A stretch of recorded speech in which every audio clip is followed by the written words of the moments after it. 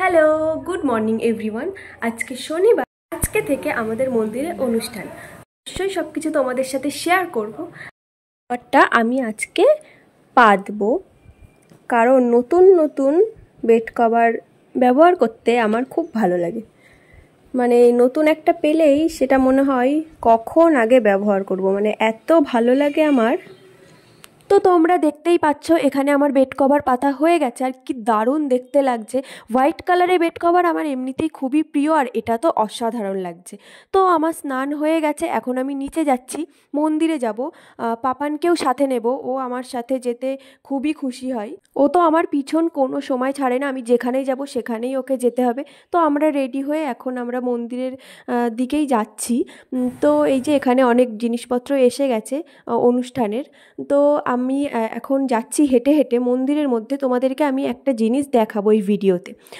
তো আমি আমাদের পরশুদিনকে এখানে একটা পূর্ণ স্নান হবে, যে অনুষ্ঠানটা, তো সেটা কোথায় হবে সেটাই আমি তোমাদেরকে এখন দেখাবো।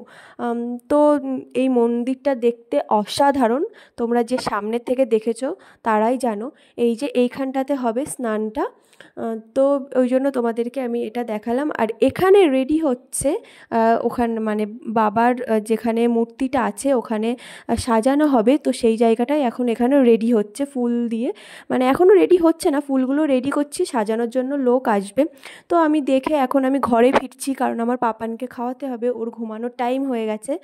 তো যেতে যেতেই আমি তোমাদেরকে দেখালাম এই ফুলগুলো, মানে নয়নতারা ফুল, এগুলো যে এত সুন্দর লাগছে দেখতে, মানে সামনের থেকে না দেখলে কেউ বুঝতেই পারবে না, এত দারুণ লাগছে। আর প্রচুর হয়েছে গাছে, এত পরিমাণে হয়েছে, আর দেখতেও দারুণ লাগছে জায়গাটা।